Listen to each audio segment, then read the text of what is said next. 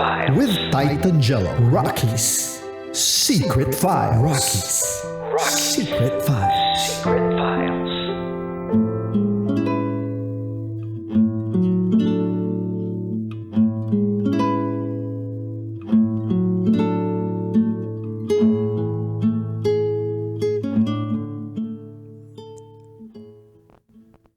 Mga kabisyo, mahirap ipilit ang isang relasyon na meron kayong taong natatapakan.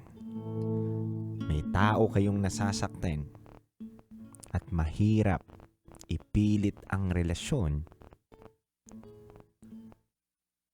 na hindi naman talaga kayo pwede maging masaya hanggang dulo.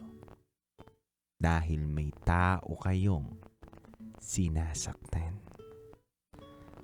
Partner, nakakalungkot lang yung kwento natin ngayong gabi na to. Totoo. Nakakalungkot na nawasak na naman yung puso ng ating secret file sender na si M. Mhm. Pero sabi nga niya, dun sa kanyang secret file, alam naman niya na mali yung pinasok niya. Tama. At alam niya na wala siyang karapatang masaktan. Pero nasaktan siya. Mabuti na Sige, lumamo muna yan doon. Lumamo. partner, mabuti na yung Mabuti na yung naramdaman niya na nawasak siya, nasaktan siya, pero tama yung naging desisyon niya. Kesa naman yung nawasak siya, nasaktan siya. Dahil pinilit niya yung maling desisyon. At yung kagustuhan niya na hindi naman pa pwedeng ipilit. Pero dude, alam mo, ito yung na-realize ko at napapansin ko sa mga nandun sa ganong klaseng sitwasyon. Mhm. Parang kinakailangan nila na merong isang mangyaring matinding circumstance bago sila tuluyang magising. Parang kailangan may turning point. Laging dapat, mabuntis muna uli yung asawa niya para masaktan siya uli. Kasi kapag hindi siya nasaktan ng sobra-sobra, yung parang bang, kailangan sampalin, yung hindi literal na sampalin Mhm. Kumbaga, kailangan maipakita o mapakita sa kanya ng hindi intensyon nung lalaki mismo na ang pinipili pa rin talaga ng lalaki yung asawa niya o yung partner niya over the kabit. Tama, sampalin siya ng katotohanan, no? Oo, kasi kung hindi nangyari na nakita niya na nag-post yung lalaki, Mhm. na nabuntis uli yung asawa, feeling ko itutuloy niya pa yan. Tama. Feeling ko itutuloy niya yan. Yung tipong, hindi, okay naman mahal na mahal niya ako. Kumbaga, ang tumatakbo sa isip niya, hindi niya naman ipinararamdam sa akin na kabit ako Ang paramdam niya sa akin, parang number 1 ako. Mhm. Pero dahil sa post na yon ni VJ, biglang dun nag-register bigla yung realidad na never kang magiging number 1. Kasi kung number 1 ka, di dapat ikaw na yung kasama ngayon. Tama. At yun yung dapat makita at sumampal talaga sa mga taong pumapayag na maging kabit sila.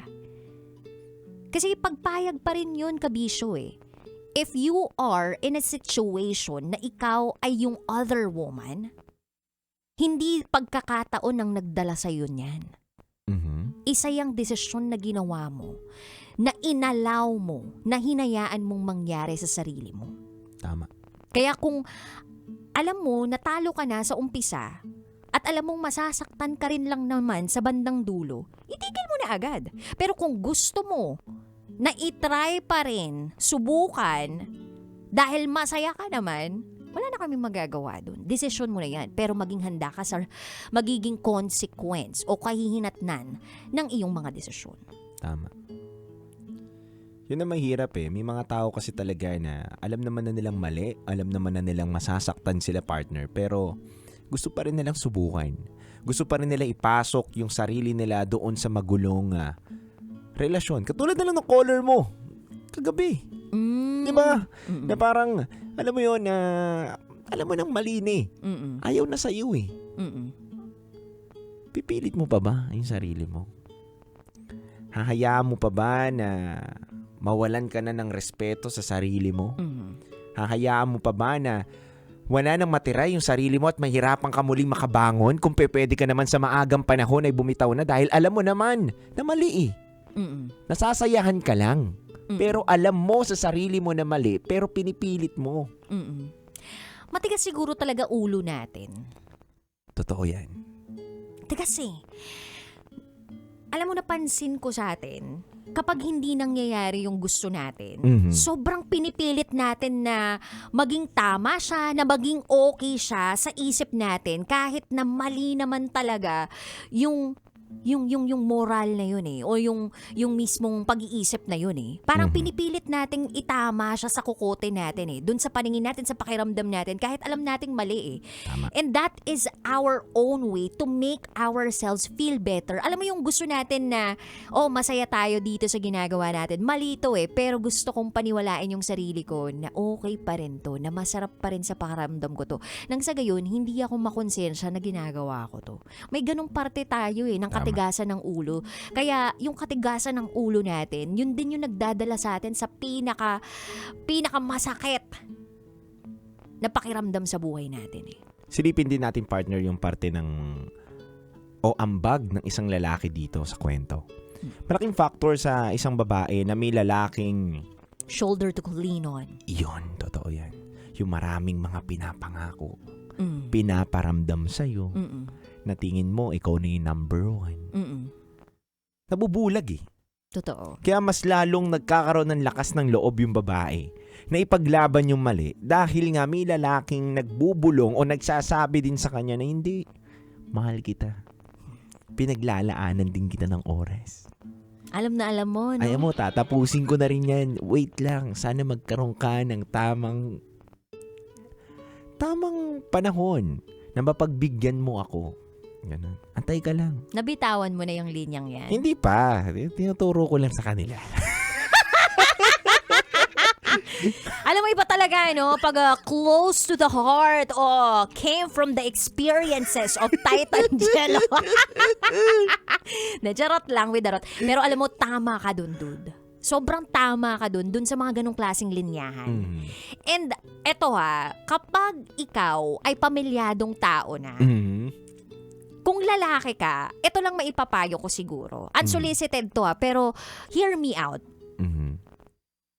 Huwag kang sobrang bukas, lalong-lalo na sa opposite gender. Kasi kahit na sabihin mong wala kang intensyon, Tama. napasukin yung ganong klaseng relasyon, meron yang minsan sa likod ng utak ng babae na parang, uy, pwede to At pwede na yun yung mag-trigger ng isang maling relasyon. Kaya nga sabi nila, 'di ba, prevention is better than cure. Kaya kapag pakiramdam mo, uy, nagiging vulnerable na ako dito sa isang pamilyadong lalaking to, pigilan mo na yung sarili mo. Ikaw mismo na family man, pigilan mo rin yung sarili mo. Bakit? Kasi doon nag-uumpisa ang temptasyon. Tama. Ang daming temptasyon sa paligid natin eh. Tama. Kailangan aware ka lang doon sa mga pagkakataon na posibleng mag-start. Alam mo, hindi naman nagsisimula ang mga maling relasyon doon sa chuk-chak chenes tuluang duget siya agad eh. Tama. Hindi na nag-build sa ganun. It builded up na ganun na siya. O parang nag-build siya bigla ng ganun. Dahil nga sa mga maliliit na desisyon na nung pinagsama-sama mo, isang malaking destinasyon na pala siya. Kasi paano ka naman mapupunta sa kama kung hindi kayo araw-araw din nag-usap? 'Di ba? Kung hindi mo desisyon na magkape kayo palagi. Na kung hindi mo desisyon na mag-open up sa kanya palagi. Dapat na dodraw mo pa rin yung boundary mo as a family man At ikaw, kapag alam mo may asawa, you draw the line din, yung boundary na, ay, hanggang dito ko lang siya. Oo, alam ko dapat yung, namin, yung boundaries na meron kami. So, family guy, pakaisipin mo maigi na ang isang malaking pagkakamali nagsisimula sa mga maliliit na temptasyon na hindi mo namamalayan na hulog ka na pala sa isang trap. Tama. Kaya pigilan mo yung sarili mo. Protektahan mo kung ano yung inyo. Bakit natatawa ka, Titangelo? Hindi, maganda yung topic natin ngayon eh. Maraming mga tao na hindi pa nagkakamali at malay mo, papasok pa lang sila dun sa sitwasyon na yon. At least, sa ganitong kwentuhan, sa ganitong topic, makita mo na kapag pumasok ka pala sa ganitong relasyon, mali na. Huwag mo nang gawin. Kabahan ka na. Kabahan ka na, tama. Matakot ka na kapag nararamdaman mo, araw-araw na kami nakikita nito, pamilyado ako. Tapos biglang nagkakape na kami, na kaming dalawa lang. Tapos hello, Uncle Dagol. Titangelo, Uncle Dagol, pamilyado tayo. Si Uncle Dagol. Kaya pala, tahimik ka, Titangelo, habang sinasabi ko lahat ng to. Anong relasyon ninyo ni Uncle Dagol? Wala. Pag ganun, lalo na sa mga mag-opposite sex. Oo. Bigyan mo yung sarili mo. You draw the line. Tama. Okay lang naman na magkaibigan kayo eh. Pero alam nyo pa rin yung boundary nyo at the end of the day. Kasi, dude, meron naman tayong mga kaibigan na napagsasabihan ng opposite sex natin eh. Diba? Katulad, ikaw, diba? Ako kay Titangelo, kay Kim Chino, kay Conyo Bicolano. Masasabihan ko sila na wait, dude, ito yung pinagdaraanan ko ngayon. Pero, meron lang ako mga certain topics na pinipili para maprotektahan kung ano yung meron ako sa pamilya ko at sa sarili ko. Tama. And ikaw, kabisyo na nakikinig ngayon, kung sakaling pamilyado ka, you protect your family. Tama. Kung wala kang intensyon na proteksyonan at gusto mo rin talagang kumana, dun lang mag-iiba yung usapan. Totoo yan. Kasi minsan nakakalimutan natin yung pamilya natin eh.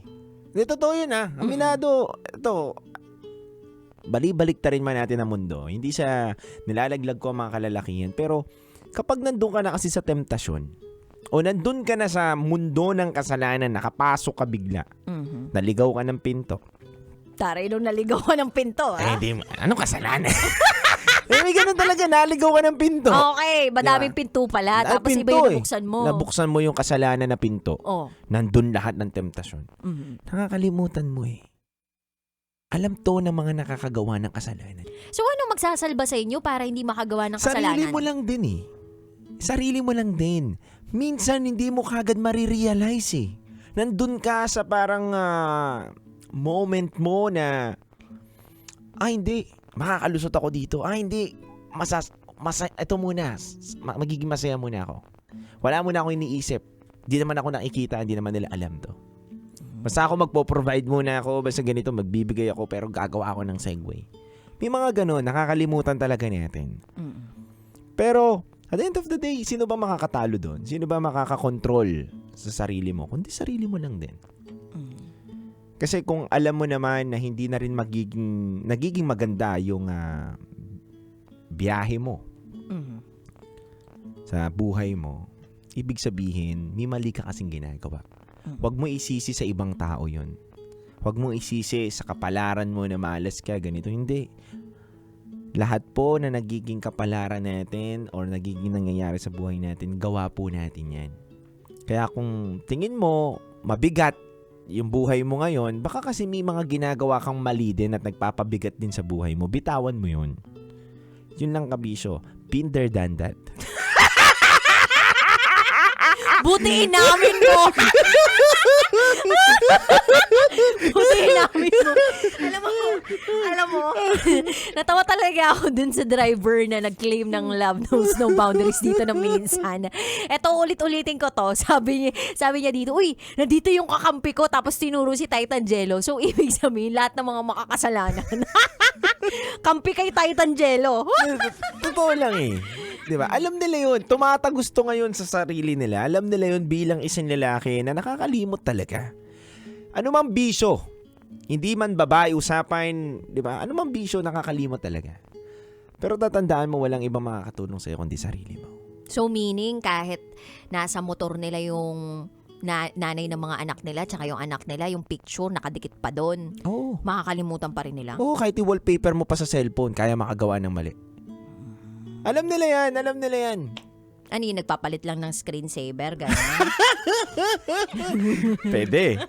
Diba? Minsan nga, garapalan na eh. Oo, nagsasakay pa sa sasakyan. Talaga. Totoo yun. Papapunta pa sa bahay. Yes. Totoo All. yan.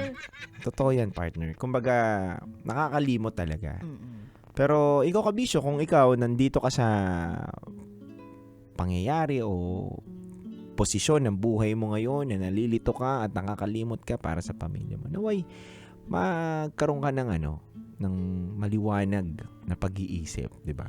Yes, tama. At para naman sa mga katulad ni M na nagmo-move on, Yan. tama yan. Piliin niyo yung sarili ninyo. Tama. Mahalin niyo ang sarili ninyo at mahalin niyo yung mga anak ninyo. Mag-focus kayo dun sa pagpapalago ng sarili ninyo at ng mga anak ninyo. Tama. Kasi kapag mahal mo sarili mo, alam mo kung ano yung klase ng pagmamahal at tao na deserve mo. Tama.